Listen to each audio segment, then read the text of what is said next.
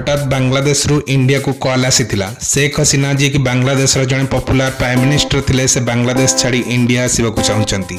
परिस्थिति एपरि थिला इंडिया तार राडार सिस्टम ओपन रखिबा सहित दुईटी राफेल फाइटर जेट को मध्यम प्रिपेयर्ड रखिथिला शेख हसीना को सेफ एग्जिट पई। शेख हसीना को मात्र 45 मिनिट रो समय दिया जायतिला निज पदवीरु इस्तीफा देवा सहित देश छाड़ी चली जीवा पई। जी दिन जने पॉपुलर प्राइम मिनिस्टर थिले जहांको पितांको बलिदान पई बांग्लादेश रो गठन होइतिला। आज तांको देश छाड़ी चली जीवा पई बाध्य करा जायतिला।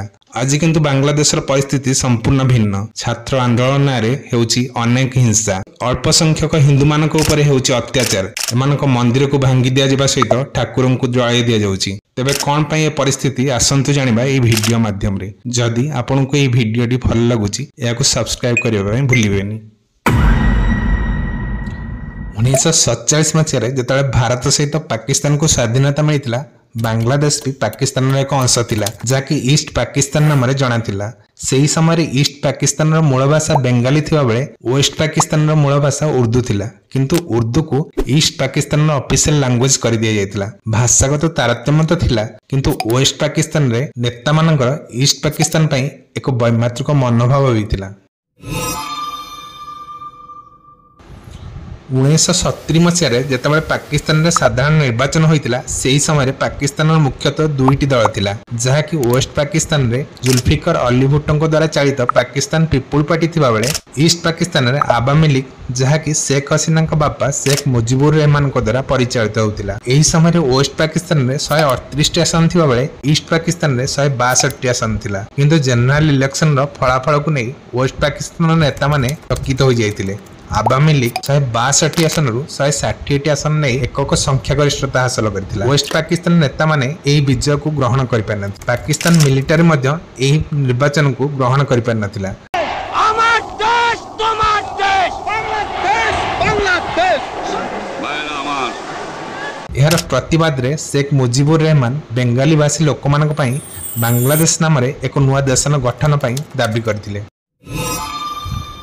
यही आंदोलन को आगू नेवाई मुक्ति बाहिनी गठन करा जहाँ को भारतीय गवर्नमेंट भी समर्थन जनाइथिला। यही आंदोलन को दमन करने पाकिस्तान आर्मी ईस्ट पाकिस्तान उपर आक्रमण कर एथिरे अनेक निरीह लोक को मारी दिया जायतिला। बांग्लादेश अल्प संख्यक लोक जपरि हिंदू मानक उपर अधिक अत्याचार करा जायतिला। अनेक महिलांक सह दुर्व्यवहार मध्य करा जायतिला।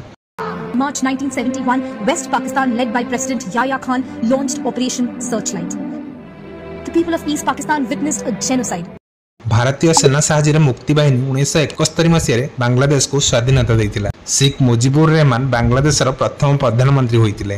यार किछि वर्ष पर 1975 रे किछि आतताईଙ୍କ द्वारा शेख मुजिबुर रहमान को मध्य हत्या कर दिया जायतिला।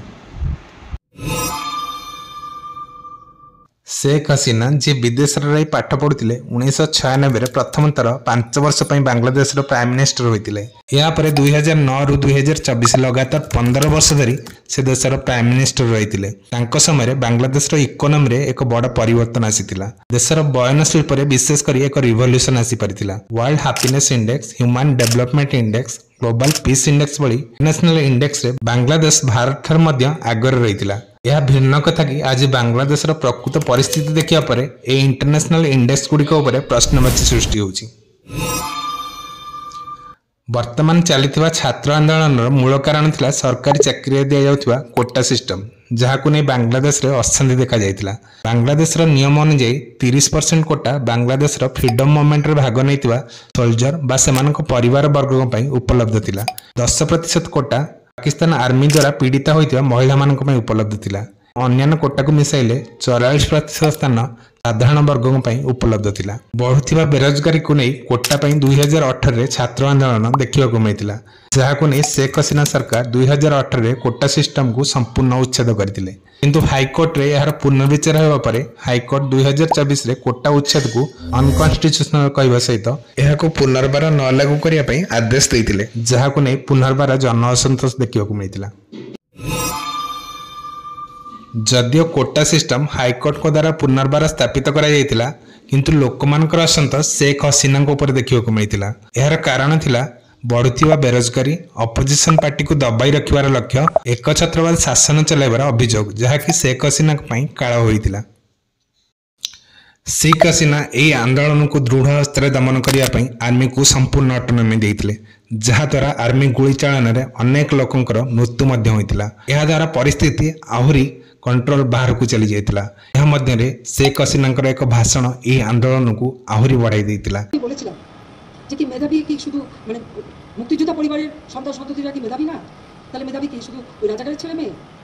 এটা বলা ଏକ ଭାଷଣରେ शेख हसीना ଆନ୍ଦୋଳନକାରୀମାନଙ୍କୁ ରଜାକାର ବୋଲି କହିଦେଇଥିଲେ। ତେବେ ରଜାକାର ହେଉଛନ୍ତି ସେଇମାନେ ଯେଉଁମାନେ 1971ରେ ପାକିସ୍ତାନ ଆର୍ମିକୁ ସପୋର୍ଟ କରିବା ସହିତ ଦେଶର ମହିଳାମାନଙ୍କ ଉପରେ ଅନେକ ଅତ୍ୟାଚାର କରିଥିଲେ। ଆମି କେ ତୁମି କେ ରଜାକାର ରଜାକାର।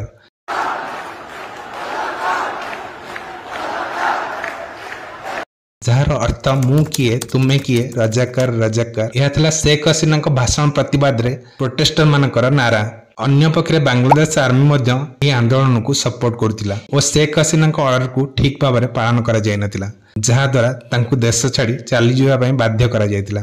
ଏହାପରେ ଆର୍ମି ତାଙ୍କ ଘର ଚାରିପାଖେ ଲାଗିଥିବା ବ୍ୟାରିକେଡକୁ ହଟାଇ ଦେଇଥିଲା ଓ ଆନ୍ଦୋଳନକାରୀମାନେ ତାଙ୍କ ଘରେ ପଶି ଲୁଟପାଟ କରିବା ସହ ଭଙ୍ଗାରୁଜା କରିଥିଲେ। ଜାତିର ପିତା शेख ମୁଜିବୁର ରହମାନଙ୍କ ପ୍ରତିମୂର୍ତ୍ତିକୁ ମଧ୍ୟ ଭାଙ୍ଗି ଦିଆଯାଇଥିଲା। ଏ ପୁରା ଘଟଣାରେ ଛାତ୍ର ଆନ୍ଦୋଳନରେ ହେଉଥିବା ଆନ୍ଦୋଳନରେ ଅନେକ ବ୍ୟତିକ୍ରମ ଦେଖିବାକୁ ମିଳୁଛି। ଦେଶର ମାଇନରିଟି କମ୍ୟୁନିଟି ହିନ୍ଦୁମାନଙ୍କ ଉପରେ ଏଠାରେ ଅତ୍ୟାଚାର ଆରମ୍ଭ ହୋଇଛି। ଇସ୍କନ ମନ୍ଦିରକୁ ଭାଙ୍ଗି ଦିଆଯାଇଛି, ଜଗନ୍ନାଥଙ୍କ ପ୍ରତିମୂର୍ତ୍ତିକୁ ପୋଡ଼ି ଦିଆଯାଇଛି। ଏହା ନିଶ୍ଚିନ୍ତ ଛାତ୍ର ଆନ୍ଦୋଳନରେ ଏକ ଚକ୍ରାନ୍ତ ଯେଉଁଥିରେ ପାକିସ୍ତାନର ହାତ ଥିବା ସନ୍ଦେହ କରାଯାଉଛି। ସବୁଠୁ ଆଶ୍ଚର୍ଯ୍ୟ କଥା କି ଯେତେବେଳେ ଭାରତରେ ଏକ ଛୋଟ ଲିଞ୍ଚିଂ ଘଟଣା ପାଇଁ ପୁରା ବିଶ୍ୱରୁ ରିଆକ୍ସନ ଆସିଯାଉଛି, ଆମ ଦେଶର ସେଲିବ୍ରିଟି ମାନେ ଟ୍ୱିଟ୍ ମାଧ୍ୟମରେ ପ୍ରତିବାଦ କରୁଛନ୍ତି, ବିଶ୍ୱର ଅନେକ ସେଲିବ୍ରିଟି ମାନେ ମଧ୍ୟ ଟ୍ୱିଟ୍ କରୁଛନ୍ତି, କିନ୍ତୁ ବାଂଲାଦେଶରେ ମାଇନରିଟି କମ୍ୟୁନିଟି ଉପରେ ହେଉଥିବା ଆକ୍ରମଣକୁ ନେଇ ବିଶ୍ୱ ଚୁପ୍, ଆମ ସେଲିବ୍ରିଟି ମାନେ ବି ଚୁପ୍। ବାଂଲାଦେଶରେ ଅଶାନ୍ତି ଭାରତ ପାଇଁ ନିଶ୍ଚିନ୍ତ ଭାବରେ ଏକ ଭଲ ଖବର ନୁହେଁ, କାରଣ ଭାରତର ସବୁଠୁ ବଡ଼ ଇଣ୍ଟରନ୍ୟାସନାଲ ବାଉଣ୍ଡରୀ ବାଂଲାଦେଶ ସହ ଲାଗିଛି। ତେଣୁ ବାଂଲାଦେଶରେ କିଛି ଅଶାନ୍ତି ସୃଷ୍ଟି ହେଲେ ତାର ପ୍ରଭାବ ନିଶ୍ଚିନ୍ତ ଭାବରେ ଭାରତ ଉପରେ ପଡ଼ିବ। शेख हसीନାଙ୍କ ସରକାର ଭାରତ ସରକାରଙ୍କ ସହ ମିଶି ଅନେକ କାର୍ଯ୍ୟକ୍ରମ କରିଥିଲେ। ସେ ଇସ୍ତଫା ଦେବା ପରେ ମଧ୍ୟ ପ୍ରଥମେ ଭାରତ ଆସିବାକୁ ବାଛିଥିଲେ, ଯେଉଁଥିରୁ ତାଙ୍କର ଭାରତ ସହ ସମ୍ପର୍କ ଜଣାପଡ଼ୁଛି।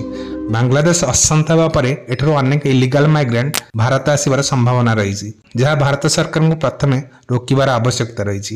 ଏଠାରେ ହେଉଥିବା ମାଇନରିଟି ଆକ୍ରମଣକୁ ମଧ୍ୟ ଭାରତ ସରକାର ଚୁପଚାପ ବସି ନ ଦେଖିବା ଦରକାର। ଏହା ଉପରେ କେବଳ ଭାରତ ହିଁ କିଛି ପଦକ୍ଷେପ ନେଇପାରିବ, ଯାହା ଆଗକୁ ଜାଣିବା ବାକି ରହିଲା କି ଆମ ସରକାର ଏ ଦିଗରେ କ'ଣ ପଦକ୍ଷେପ ନେଉଛନ୍ତି।